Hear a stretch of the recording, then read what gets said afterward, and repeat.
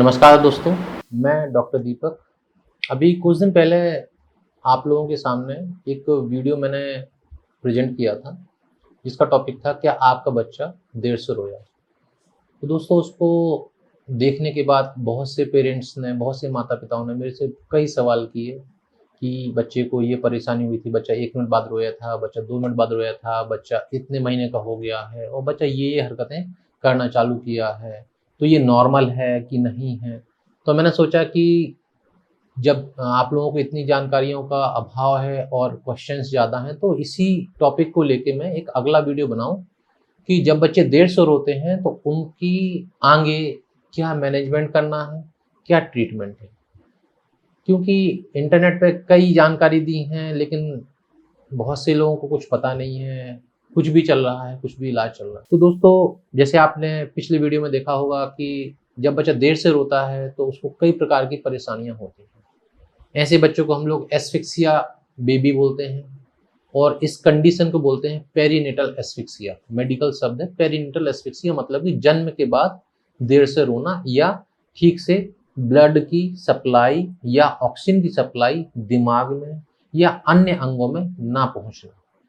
तो दोस्तों, जैसे आप समझ पाए कि ये जो समस्या है, ये सिर्फ एक अंग तक सीमित नहीं रहती है, ये हमारे दिमाग को भी इन्वॉल्व करती है, ये हमारे फेफड़ों को भी इन्वॉल्व करती है, ये कंडीशन हमारे गुर्दों को भी इन्वॉल्व करती है, किडनीज इनको बोलते हैं, और ये बीमारी हमारे बच्चे के इंटेस्टाइन या आंतों को भी परेशान करती है। तो दोस्तों, इसका प्रिवेंशन क्या है कि ये बीमारी ना हो। तो सबसे पहले तो मेरा आपसे ये कहना है कि जब भी डिलीवरी कहीं पे हम करवाने जा रहे हैं, तो वहाँ पे संबंधित डॉक्टर जो भी रहते हैं, उनसे ये ज़रूर पूछें कि डॉक्टर साहब, या मान चलो कि नर्स हैं, हेड नर्स हैं, उनसे पूछो कि डॉक्टर साहब या नर्स जी, ये बताइए कि मेरे बच्चे को रिसीव कौन करने वाला है जब बच्चे की डिलीवरी होगी, चाहे वो नॉर्मल हो, चाहे वो ऑपरेशन से हो, तो कौन सा व्यक्ति है जो मेरे बच्चे को रिसीव करेगा। ऐसे व्यक्ति को हम बोलते हैं बर्थ अटेंडेंट, मतलब कि जन्म के बाद अटेंड करने वाला व्यक्ति। अब वो कोई भी हो सकता है, जरूरी नहीं कि डॉक्टर ही हो। सबसे अच्छी बात तो डॉक्टर है, बहुत अच्छी बात है। इसके बाद वो कोई सिस्टर या नर्स भी हो सकती है। इसके बाद वो कोई अन्य कंपाउंडर भी हो सकता है, या नॉर्मल व्यक्ति भी हो सकता है जिसको हमारे बच्चे को देखने की परख हो, उसको ये पता हो कि ये अगर परेशानी होती है तो मुझे क्या करना है, और इस प्रोसेस को बोलते हैं नियोनेटल रिससिटेशन। तो ऐसे व्यक्ति जिनको रिससिटेशन में अच्छी महारत हासिल है, वो व्यक्ति वहाँ जरूर होना चाहिए, क्योंकि यहाँ पे एक इम्पॉर्टेंट कॉन्सेप्ट आता है, गोल्डन मिनट। गोल्डन मिनट मतलब कि वो महत्वपूर्ण समय, 1 से 2 मिनट का समय, जिस दौरान में हमें बच्चे को एक्टिवेट करना है, बच्चे को रुलाना है। और अगर वो गोल्डन मिनट हमने गवा दिया तो बच्चों को परेशानी हो जाती है, और इन कंडीशन में बच्चे पेरीनेटल एस्फिक्सिया में चले जाते हैं। तो अब मान के चलो सब कुछ अच्छा है, सबसे अच्छा डॉक्टर वहां पे खड़ा है बच्चे को रिसीव करने वाला, और उसने बच्चे को रिसीव किया, देखा कि बच्चे ने रोया नहीं है, उन्होंने पूरा प्रयास किया, अपने जो भी रिससिटेशन के स्टेप्स होते हैं उनको फॉलो किया, और बच्चा तब भी नहीं रोया, और ये 5 मिनट से ऊपर हो गया, तब हमें ऐसे बच्चों को NICU मतलब नियोनेटल ICU में शिफ्ट करना पड़ता है। फिर वहाँ पे क्या है, अब वहाँ पे तो डॉक्टर्स या नर्सेज जो भी हैं वो इलाज करेंगे। वहाँ पे हम आपसे या आप वहाँ जाके डॉक्टर से पूछ सकते हैं कि क्या परेशानियाँ हैं, कैसे चल रही, तो वो इलाज चलेगा। अब जब हफ्ते भर बाद, 10 दिन बाद, 15 दिन बाद जब बच्चा छुट्टी हो गया, तो क्या करना है, तो वो पार्ट हमारा है या पेरेंट्स का है, और उसी में आपके बहुत क्वेश्चंस हैं कि अब हमें क्या करना है। 3 महीने का हो गया, क्या करना है, 6 महीने का हो गया है, 1 साल का हो गया, खड़ा नहीं हो पा रहा है, चल नहीं पा रहा है, नेक होल्ड नहीं कर रहा है। तो इसलिए मैंने सोचा कि ये आप वीडियो आपसे शेयर करूं। तो दोस्तों, जब बच्चा NICU में जाता है तो कुछ ट्रीटमेंट होते हैं बहुत महत्वपूर्ण। आज के ज़माने में इलाज पद्धतियाँ चेंज हुई हैं और अच्छे अच्छे फ़ायदे भी हैं। तो इसमें एक आता है न्यूनेटल हाइपोथर्मिया। इसमें क्या करते हैं कि बच्चे को हम लोग, हाइपोथर्मिया मतलब कि ठंडा करते हैं, ठंडा मतलब कि बच्चे की, इसमें 2-3 टेक्निक्स हैं, हेड कूलिंग या होल बॉडी कूलिंग। तो वो एस्पेक्ट सब डॉक्टर के हैं, NICU वाले पार्ट। मैं उसको ज़्यादा डिस्कस नहीं करने वाला हूँ, क्योंकि आपको उतना ज़्यादा जानकारी का मतलब नहीं है।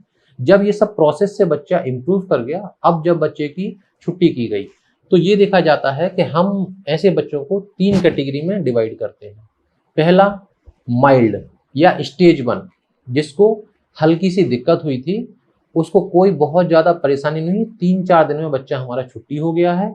और ऐसे 99% बच्चों में कोई समस्या नहीं आती है। ये बच्चे नॉर्मल बच्चों की तरह अपना विकास करते हैं और अपनी एक्टिविटीज को करते हैं। 1% बच्चों में दिक्कतें होती हैं। क्या दिक्कत होगी, कैसे करना है? कुछ के बच्चों में तो डेथ भी होती है, लेकिन जिनमें अगर रिवाइव हो गए या सर्वाइवल होगा तो मैं क्या करना मैं बताऊंगा। स्टेज 2 या मॉडरेट वाले, ये अधिकतर ऐसे बच्चे होते हैं 30 से 40% वाले बच्चे, जिनमें हमारे इंटरवेंशन से बहुत फायदा होता है। इन बच्चों में न्यूनेटल हाइपोथर्मिया जो प्रोसेस हम लोग एनआईसीयू में करते हैं उसका बहुत अच्छा फायदा है। और ऐसे बच्चों में जब हम बच्चे फॉलोअप में आते हैं तो थेरेपीज करने का बहुत अच्छा फायदा होता है। तो इसमें से भी 30-40% बच्चे तो खैर बहुत ज़्यादा दिक्कत में रहते हैं, बट 40-50% बच्चे इम्प्रूव करते हैं। थर्ड कैटेगरी है सीवियर HIE या सीवियर, जिनको परेशानी हुई। तो ऐसे बच्चों में स्टेज 3 वाले बोल सकते हैं। ऐसे मैक्सिमम बच्चे 80 to 90% बच्चे तो बहुत ज़्यादा आगे इम्प्रूव नहीं कर पाते हैं या बहुत से बच्चों की डेथ हो जाती है।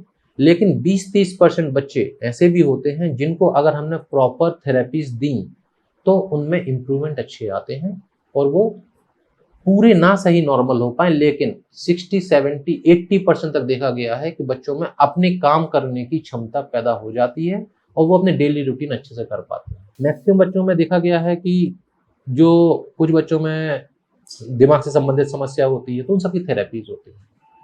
तो अब इनको हम कैसे पहचानेंगे? आपको भी एक जनरल आइडिया में दे दे रहा हूँ। मान के चलो कि बच्चा हमारा डिलीवरी हुआ और उसको 12 घंटे के अंदर झटके आ गए। डॉक्टर ने बताया कि आपके बच्चे को झटके आ गए 12 घंटे के अंदर, और उसको एक दवाई से फायदा नहीं हुआ, उसको 2 दवाई देनी पड़ रही, 3 दवाई देनी पड़ रही झटके रोकने की।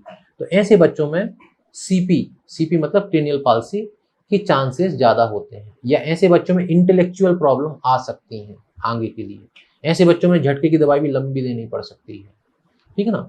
तो अब जब ऐसा हो ही गया तो अब क्या करना है? डॉक्टर बताएगा कि बच्चे की कुछ जांचें करनी है। जांचों में जैसे कि हम लोग एक EEG करके एक जांच होती है जिसको फुल फॉर्म होता है इलेक्ट्रोइंसेफेलोग्राम। EEG मतलब दिमाग की मैपिंग, ECG मतलब दिल की मैपिंग। तो यहाँ मैं ECG की बात नहीं कर रहा हूँ, यहाँ मैं बात कर रहा हूँ EEG। EEG में हमें ये पता चल जाता है कि इलेक्ट्रिक पोटेंशियल कैसे चल रहे हैं।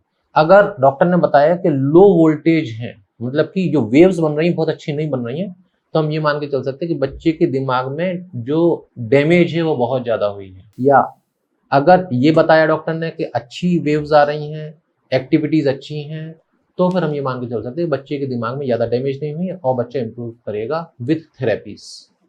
अगली जांच होती है MRI या CT का बहुत ज्यादा रोल नहीं है। MRI बहुत अच्छी जानकारी देती है, तो हम लोग प्रेफर करते हैं कि MRI कराएं। नॉर्मली देखा गया है कि तीसरे दिन, 7वें दिन, कभी कभी 2 वीक या 3 हफ्ते पे भी जाके हमें MRI करवानी पड़ती है, स्टेबिलिटी के अकॉर्डिंग बच्चा हमारा कितना स्टेबल हुआ है।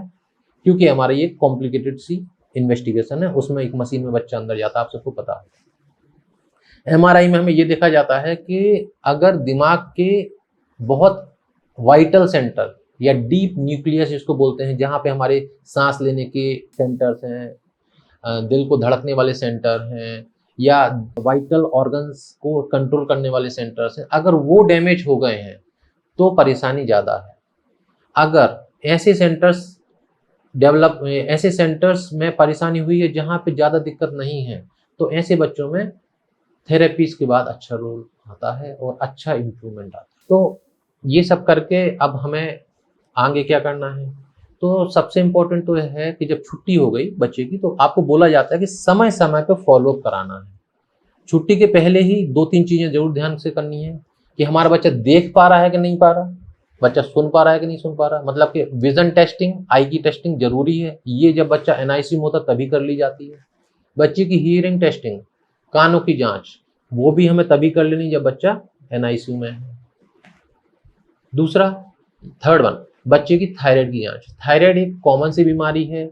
अगर बच्चे को थायराइड के हार्मोन की कमी है तो वो एक ट्रीटेबल कॉज है, मतलब कि उसको हम इलाज करके ऐसे बच्चों की जो मंद बुद्धि का कारण बनता है आगे चल के, वो इलाज कर सकते हैं। तो ये 3 तो जांचें बहुत ज़रूरी हैं, ये करवानी ही है, एनी हाउ करवानी है, चाहे बच्चा हमारा सरकारी में हो, चाहे प्राइवेट में, चाहे कहीं पे भी हो।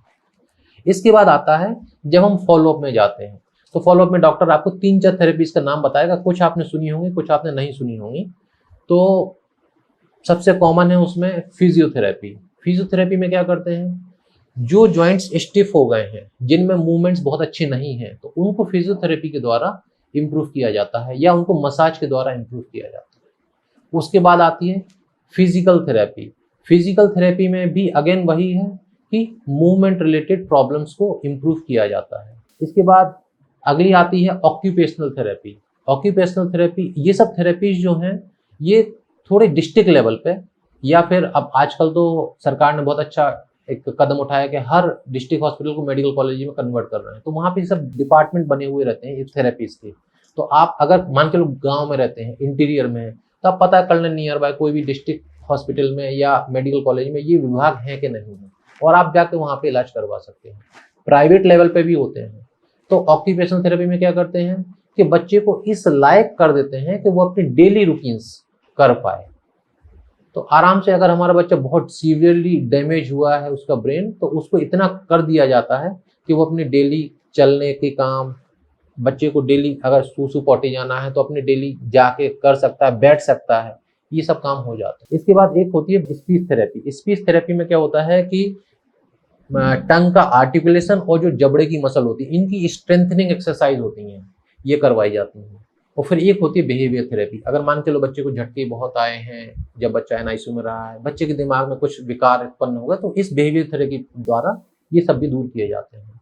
तो पेरेंट्स, ये सब जानकारी से हमें ये पता चलता है कि हमारा बच्चा किस हिसाब से चल रहा है और कितना इंप्रूवमेंट हो रहा है। दूसरा एक इंपॉर्टेंट चीज, एक डेवलपमेंटल माइलस्टोन होता है, ये आपको नेट पे आराम से मिल जाएगा। इस चार्ट में हमें ये देखना होता है कि ये जो नंबर्स लिखे हैं ये बच्चे की एज लिखी है मंथ में, और ये जो बने हैं ये बार्स बने हैं, ये लाइंस जो है इनमें ये कुछ ये लिखा हुआ जानकारी, जैसे सोशल स्माइल, फिर आईज फॉलो पेन। तो ये एक्टिविटीज है, कितने महीने में कितनी आनी चाहिए। तो ये शुरुआत है और ये अंत है, मतलब कि बाय 3 मंथ या बाय 2.5 मंथ सोशल स्माइल आना ही चाहिए। मतलब कि माँ को देख के बच्चे को मुस्कुराना है, या कोई नोन फेस को देख के बच्चा मुस्कुराता है। तो ये सब हरकतें बच्चा कर रहा है कि नहीं कर रहा है, इससे हमें पता चल जाता है कि हमारे बच्चे का विकास किस हिसाब से चल रहा है। जैसे कि आप लोग ने, बहुत से लोगों ने बोला कि मेरा बच्चा 3 महीने का हो गया, उसको नेक होल्डिंग नहीं आई है, गर्दन संभालना चालू नहीं कर पाया है।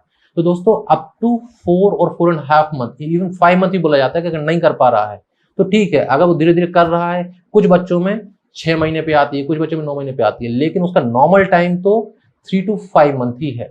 उसके बाद मतलब डिले है, और उस डिले में हमें और आगे की एक्टिविटीज को नहीं हैम्पर होने देना, इसलिए हमें थेरेपीज करानी है। तो दोस्तों ये चार्ट आप जरूर फॉलो करिएगा अपने बच्चे के लिए, कौन सी एज के हिसाब से बच्चा कौन सी एक्टिविटीज कर रहा है। और बाकी बहुत से लोगों ने खुद ही आंसर किया है उस पोस्ट में कि थेरेपीज का रोल है, बहुत रोल है। आप लोगों को पता है कि थेरेपीज से फायदे भी होते हैं। तो दोस्तों कोई भी थेरेपी को रोकना नहीं है, क्योंकि जो डैमेज हुई है उस डैमेज को खत्म करने का या उसको कम करने का तरीका ये 4 या 5 थेरेपीज ही हैं। कुछ दवाइयों के भी अपने अपने रोल हैं, तो आपके बच्चे के डॉक्टर या जो भी थेरेपी में सेंटर में डॉक्टर हैं वो आपको बताएंगे कि हमें कौन सी दवाई कब दें। तो दोस्तों धन्यवाद, मैंने आपको एक संक्षिप्त जानकारी दी है, और मेरे ख्याल से ये वीडियो देखने के बाद आपको जो भी आपकी क्वेरीज हैं वो आपको लगा होगा कि मैंने उनको सॉल्व करने की कोशिश की है। उसके बावजूद भी अगर लग रहा है कि कुछ समस्याएं हैं, कुछ परेशानियां, कुछ क्वेरीज हैं, आप डेफिनेटली मेरे से पूछिए, मैं आपको बताऊंगा। नमस्ते।